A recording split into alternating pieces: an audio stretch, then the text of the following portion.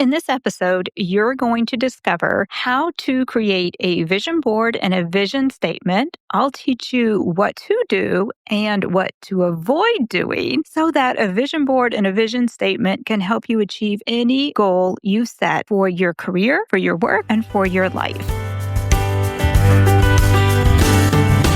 Welcome to the Discovering Your Calling podcast. I'm your host, Sherry Miter. I'm here to help you unleash your strengths and get clarity on your calling. I believe when you find your purpose in life, fulfillment, joy, and success will follow. If you're ready, pop in those earbuds, hit that follow button, and join me on this journey toward discovering your calling. Let's jump in today's episode and one of my favorite topics to talk about. So if you listen to how to turn year-end reflection into a clear plan for the year ahead, where I shared the 3 simple steps for goal setting, and or the latest guest episode with my friend John, where we touched a little bit on vision casting our goals, today I'm going to give you the how-to behind creating a vision board and a vision statement. And it's a training, a vision board is about training your focus. Starlin, start that part over. A vision board is about training your focus and giving direction to your energy, because the vision is what keeps goals from becoming scattered or forgotten. So if we take the time to do the 3 steps that I shared in the previous episode, and you are very clear on your goal, we want to keep that goal in front of us so that we are way more likely, and I don't have stats for you today, sorry, but you're definitely more likely to achieve the goals that you want for your work and for your life. Now, before we jump into the how-tos, I do want to clarify, because I get asked this a lot. What is the difference between a vision board and a goal poster? And in my mind, a goal poster should have the checklist, the timelines, the outcomes, the actual maybe how-to on it, the things where you can mark it off and you can track things. Whereas a vision board is your visual reminder, it's about direction, it's about really that emotional resonance that you feel when you look at it. It's more that feeling of it more than the how-to. It lets you sit with the goals and really be able to envision in your mind what it's going to feel like when you achieve them. Now, both are important, but they both work a different way, and you should have both in your workspace, in my opinion, so that you have the goal poster for the checklist and the vision board for that emotional attachment to the goal. Today, we are definitely just talking about the vision board. Now, again, this is one of those things that I don't understand exactly how it works. It goes back to that reticular activating system that I've talked about before, and I know it works. I just don't really understand all the science behind it. But I've said this before. I also don't know how the light switch turns on a light. I don't understand how a cell phone works. I don't understand how a podcast works. I just know it does. And I trust that it does. I trust when I pick up my phone to call somebody and they pick up the other phone, it's working in their line. It works. And I hope you can just do the same thing. We don't need to always understand the how-to behind everything. Sometimes we just have to trust that it works. This is what I do know, is that the brain notices what it's trained to notice. You may have heard me share the example of car shopping. Sometimes we go car shopping and we've been looking at cars and dreaming about cars, and we finally settle on this, one particular model of a car in a unique color. Maybe it's a cherry red Mustang that you've always wanted. And you finally go buy that car. And you feel like, I never see anybody with this cherry red color Mustang. And all of a sudden you're driving home, and what do you notice on the road? You notice a couple of other cherry red Mustangs. Now, did everybody else just run out and buy the same car the same day? No. The thing is, your mind wasn't filtered to notice them yet. But once you bought the car, now your mind says, oh, we need to filter to see other cars like this. So all of a sudden your brain works and it starts noticing those particular cars. And again, it's part of your reticular activating system that just filters things out, because we're not designed to notice everything that's happening around us. We would go insane, and sometimes we may feel that way already. So it's about shifting your awareness, and that's what a vision board helps you do. Now, in real life terms, your vision board, when you look at it, it helps you from second guessing. So you have less second guessing. It becomes a clear reminder like, oh, wait, this is what we're focused on. So stop going in this other direction. You also will experience fewer should I be doing this moments? Because again, when you look at your vision board in front of you or read your vision statement, it reminds you what is aligned with the goal you set, what is aligned with what's on your board, and if it doesn't align with it, then you need to train your brain to say, no, that's not the direction we're going to go. That will not help us achieve this. It also just gives you that easier, more confident yeses and nos. Because again, does it align with what's on the board? Will it help you achieve what's on your board? Then the answer should be no most of the time. If it will help you achieve it, then it's a yes. So it helps you in a practical manner of just kind of eliminate some of the decisions we have to make throughout our day and our work week. It eliminates some of that decision fatigue because it's very clear the direction we're headed. Now, I want to share one more story, one more thing to get you on board in case you're still doubting, is it worth taking the time to create a vision board? So this happened years ago. It was one of the first times I really created a solid vision board that really resonated with what was super important to me. I had created some before, but there are some usually more of what I felt like I should be putting on my board. And I remember having a very small vision board set up, and it was actually a picture of a 31-foot sailboat. And I sat it in our kitchen window. And there were a couple other things around the board. I couldn't even tell you what else was on there. It was like the sailboat was the main picture, front and center. And it was a little bit bigger than a normal paper size. It was like on a small poster board. And it sat in that kitchen window. So I would look at it every single day, multiple times a day. And here's what happened. Within a year, and again, this goes back like 10, 15 years ago. So I don't remember the exact timeline, but it was within the year of making that vision board with the sailboat. We ended up buying the exact same model of boat. I had no idea. I had just cut out a picture of a sailboat when I put it on there because that was what we'd owned, a 26-foot sailboat at the time. We knew we wanted a bigger boat. It happened to be the exact same model we ended up buying. We didn't set off to actually look for that model. It's just what happened. And that's what happens when we really resonate with what we put on our vision board. And we see it daily. And I'm going to talk more about that in a minute. Things do become real over time. And again, it's a little woo-woo and mystical. I don't understand it all, but I know it works. And we don't need to fully understand how it all works. We just need to trust the process. So here's a key takeaway I want you to remember, though. Vision boards do not replace action. They give action a direction. So by creating a vision board, it doesn't mean you don't have to do the work to achieve it. It means you're going to be clear on what action's going to help you achieve what's on the board. All right, my friends. So this is the time that I want to give you the practical steps for creating your vision board. Now, I used to do this in a live workshop where we would gather all the things and I would send out the list to people. This is what you need to bring, and we're going to do this all together. And to be honest, I miss those. And hey, let me know, like if you're in the 518 area and you would ever come to a vision board making workshop, let me know because I would be happy to put something together again in person, in real life. But in the meanwhile, here's what you need to gather for your vision board. Now, the vision board, again, is all about emotions and pictures. So there's 5 things that you can put on your vision board. You don't necessarily need them all. These are just some options. And there may even be some that I miss here. But number 1 is you want images, and this is the most important thing, the images that represent what you want. So it could be something tangible, like that boat that I had on my vision board. It could be maybe that beach condo is your dream. Maybe you want a new kitchen. So it could be something tangible that you want to achieve, that you want to have. Maybe it's even, a new couch. Maybe it is that new cherry red car. So whatever it is you want, pictures of what you really want to achieve. Then you want images that also represent how you want to feel. So how do you want to feel this year? Do you want to feel healthier? What images would represent that for you? And that's important. It only has to mean something to you.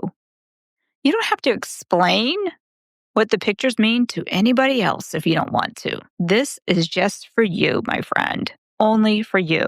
So, what pictures would represent how you want to feel this year? Put those on there. You can also have images that represent the kind of life you want to live. So, is it a life of activity? Is it a life of dancing? Is it a life of achievement? Is it a life of game night, things like that? You can put any of those pictures. Again, they're images that represent what you want, how you want to feel, or the kind of life you are living. So that's the first part, is images. The second thing you can put on your vision board are stickers. And you can get some great stickers, from calendars. You can get great stickers in the kids section and Target. You can get great stickers like photo books. But stickers are stickers of words or phrases that evoke emotion, the emotion that you want to feel this year. Stay with us. We'll be right back. Overthinking won't give you career clarity, but the right questions will. That's why I created the Career Change Quiz to help you understand what season you're actually in. Not what you should do, but what truly makes sense now. In just a few minutes, you'll discover whether it's time to stay the course, realign your role, explore new options, or begin preparing for a more strategic career shift. You'll walk away with clarity, language for what you're sensing, and practical steps to take, no matter which season you're in. Take the quiz at sherrymiterco.com/career quiz and move forward with confidence. That's SherryMiterco.com/career quiz. Is it freedom? Is it happiness? What are those words that just evoke something to you? You can also put number 3. So that was number 2. Number 3, you could put photos of yourself. Photos of yourself when you felt happy and confident. Photos of yourself maybe when you were your ideal weight, that maybe that's your goal. You want to get back to that ideal weight again. Photos of yourself of how you, again, want to feel this year. So the first images we talked about weren't images of you. They were images you find online and print out and have them, cut them out and put them on your board. These are actual photos of you that remind you of how you want to feel this year. Maybe it's a photo of you crossing a finish line if you want to get back into running. Was the last time you crossed the finish line? Maybe it's a photo of you dancing. Maybe it's a photo of you playing with your kids. Whatever that is that makes you happy. The fourth thing you can put on your vision board are affirmations or meaningful verses. So you can write these out and put them on your vision board. You can type them out, cut them out, and paste them on your vision board. So maybe there's some meaningful Bible verses that just resonate with how you want to live your life this year, or that give you confidence that you can do this or you're on the right path. So what are those affirmations or meaningful Bible verses that you could put on your vision board? And the fifth thing that you can put on your vision board are just symbols. Symbols that represent what you want most in 2026. Again, is it freedom, joy, peace, financial well-being, health? Again, it's something that means something to you. Maybe it's, for me, a lot of times I will have a compass rose just because that's a meaningful symbol to me. Maybe it's a palm tree. It's just something that means something to you, doesn't mean something to anybody else. So again, the 5 things that you want on your vision board, and you don't need them all, but you can use any of these images that just represent what you want to, be, do, or have this year. 2, stickers of words or phrases that evoke emotion. 3, photos of yourself, feeling happy and confident in that moment. Photos of yourself of how you want to feel this year. Number 4, affirmations or meaningful Bible verses. And number 5, symbols that represent what you want in 2026. Now that we talked about what you want on your board, I want to give you 5 important guardrails, 5 things to remember about your vision board. Number 1, this is for you. This is not for Instagram unless you want to share it over there. That's totally up to you. This is your no judgment zone vision board. It only has to mean something to you. So it's only for you. Don't do it to make it pretty to look on Pinterest or Instagram. Really, really, please avoid that. Again, if you want to share it over there, that's great, but don't make it for that purpose. Number two, your vision board doesn't need any explaining. You don't need to defend it, and you don't need to justify it. So no explaining, no defending, no justifying. Number three, keep it simple over cluttered. Be purposeful of what you put on it. It shouldn't be full of things, and you may have to discern. Maybe you have a lot of meaningful verses. Pick one or two that really mean something. Maybe you have a lot of pictures. Pick the ones that most go towards that number one goal that you set, that we talked about in the 3 steps in the last episode. So simple over cluttered. Number 4, one big main board is fine, but multiple boards are also okay. If you have different areas of your life that you're really focused on this year, then make separate ones if you want. Again, it's totally up to you. And number 5, and this is really important, positive focus only. Avoid words or things like, I want to be debt free. Debt's a negative word. I want to lose weight. That's a negative word. I want to quit my job this year. Replace them with I'm financially free, or I'm my ideal weight, or I have the career of my dreams. I found my calling. So positive words and focus only. So those are the 5 things to watch out for on your vision board. Here's what you really want to look for as you're creating this and you're looking through your pictures and what you want to put on it. You might notice as you're going through is like, what excites you? Like, what just gets you going? When you look at it, you're like, oh, I want that so bad. Pay attention to what pulls you in. And then trust what resonates, even if it doesn't make sense. Maybe there's something like, I don't even know why I'm putting this on here, but it just feels right to do it. Put it on there anyway. Now, one other thing we need to be aware of is fearful Fred, our inner critic, may show up in the middle of making our vision board. And if you haven't read my book yet, Fearful Fred is that little voice that triggers us, that starts to speak to us and questions everything and says, who do you think you are? Well, that's unrealistic. That's never going to happen. You should just be grateful for what you already have. And we need to learn that is just Fearful Fred speaking. We don't need to take Fred seriously. We don't need to listen to Fred. We can acknowledge Fred and then flick him off our shoulders and move on. We need to, again, reframe the voice. It isn't truth. It's just our past conditioning. And our vision doesn't require permission. And again, if you've read my book, I talk about Ready to Go Ruth is who we want to listen to. She's going to cheer you on. She's going to believe in you. And that's the voice we need to listen to and not Fearful Fred. But I mention that because it's normal for Fearful Fred to speak up anytime we're doing something to move towards something bigger in our lives. So be ready for him. Doesn't mean you shouldn't put the picture on the board, though, okay? And I want you to also remember that you're not committing to how this happens. That's the goalposter's job. You're only committing to what matters most to you right now. What do you really want in your life right now? We don't need to know the how. That's up to your plan. And that's honestly, I like to say that's up to God to figure out the how. We're just committing to what we want in our lives. Now, once you have your vision board, I want to give you one little extra thing to work on. And that's a vision statement. And a vision statement could be 1 or 2 sentences. It could be a vision story, which I've loved doing before. And that could be 3 or 4 pages in your note, in your journal or your notebook. But this helps because your vision board helps you see what you want, whereas your statement helps you really internally claim it. And with a vision statement, it's simply kind of taking all these things that you've been working on and writing it out in a present tense story of your life. And you want to think about like, what themes keep showing up for you? What keeps resonating that like, oh, I think this is the direction I'm supposed to be going?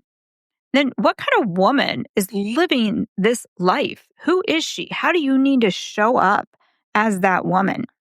How does she show up to work? How does she show up in her relationships? How does she show up in just her living her life day to day? How is she living? Your vision statement might include how you want to feel in the present tense as if it's happening right now today. It might include what you're prioritizing in your life today, again, as if you're doing it, and definitely the kind of life you intentionally are creating.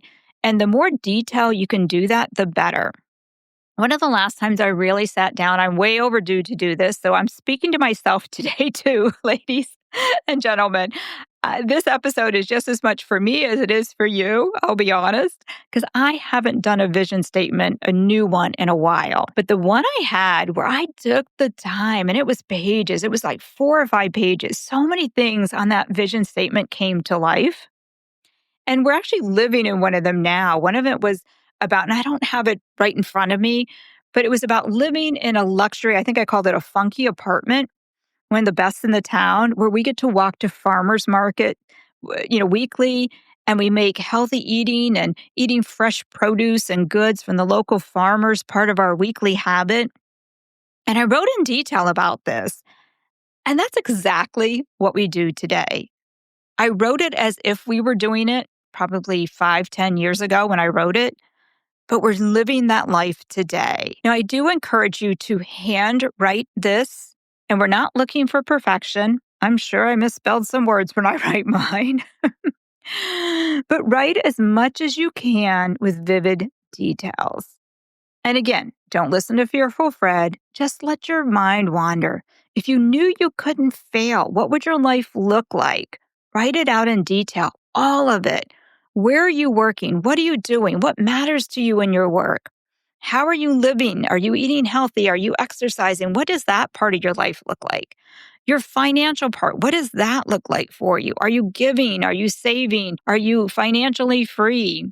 What else matters to you? What's your relationships like? Like as much as you can in detail, write out your story. How do you want your story to unfold?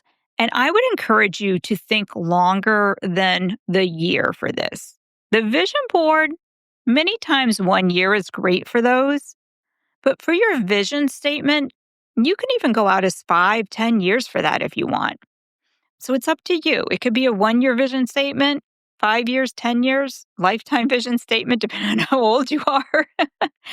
But write it out in detail and kind of take the same principles we talked about before. And the vision board is just you're using your words now instead of pictures. Now, here's the most important part, my friends, for either one of these. Because you could make these, and if you tuck them away and never look at them, they're not going to help you. They're not going to serve you.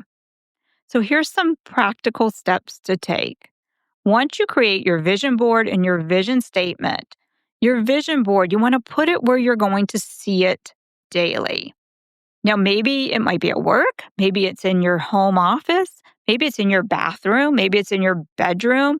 Wherever it is, make sure it's someplace. Maybe it's in your kitchen window. Where will you see it all the time? And intentionally take the time to look at it either first thing in the morning or last thing at night. And during those moments, study it, spend time with it, feel the feelings as if you've achieved those things, as if they are part of your life today. Almost meditate on it if you're a meditator. Like really sense it and feel it. Don't just glance at it. You'll glance at it several times throughout the day, but really just spend time with it first thing in the morning or last thing at night, or both if you want to really boost it. And imagine stepping into the images. It's all about, again, the emotion that you feel when you look at it. Feel gratitude as if it's unfolding. And then your vision statement, read that at least every morning and or every night at a minimum. If you can't do both, then make a point that at least once a week you spend time reading your vision statement at a minimum. But I would encourage you to do it daily And again, it depends on how long it is, but it's amazing what will happen. I love to end the night reading my vision statement and just let my mind wander and sleep. You'll sleep better. You'll dream better. You'll come up with ideas on how to make it happen when that's the last thought you have at night. Now, a couple, again, key reminders here is on your vision board, don't remove the images once you've achieved them. Leave them there because they will remind you of your growth. They remind you of what you have achieved. Also, it's a fun idea if you have the space, keep your boards year after year. You will get to see maybe something doesn't happen this year, but 5 years down the road, you'll look at a board and like, oh my gosh, that happened. And we're reminded of that. It's so fun to pull out boards from previous years to see what has changed, what has happened. Or sometimes we look at boards from 5 years ago and think, yep, why did I even want that? I'm glad that didn't come to fruition. Sometimes things don't happen for a reason. But as I close here, one really important thought I want to leave you with, whether you're creating your vision board or your vision statement or both, is just give yourself permission to dream. And then give that dream a place to live. And if you feel called to do so, once you create your vision board, send me a picture. You don't have to do it on social media if you don't want to share it there. Just send it to me in an email or in the DMs. I would love to see it. No judgment. I just want to cheer you on to achieve everything on it. I'm here for you, my friends, and I will see you back here in a couple of weeks. I can't wait to hear what happens with your vision board and your vision statement in 2026. And I'm going to go write mine this week myself. Thanks for listening. Thank you for spending this time with me. My hope is something you heard today inspires you to take action toward discovering your calling. I just have 2 favors to ask of you before you go. 1, if you found value and enjoyed this episode, please leave us a review on Apple Podcasts or Spotify, and you might hear your review read on a future episode. And 2, can you share this episode with 3 friends who will also enjoy it as much as you did? By doing these things, you will help us grow the podcast to make a bigger impact on the world. And until next week, remember, you've been created to live a life of fulfillment, freedom, purpose, success, and joy.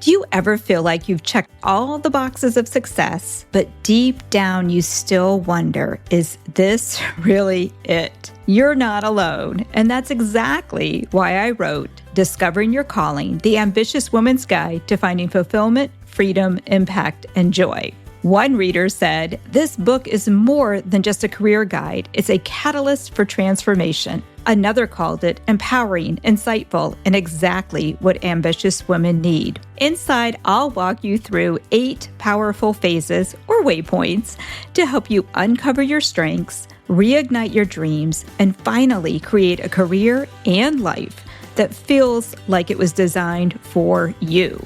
Don't keep drifting. Don't keep settling. Your calling is waiting, and this book will show you how to claim it. Grab your copy of Discovering Your Calling today, available now on Amazon.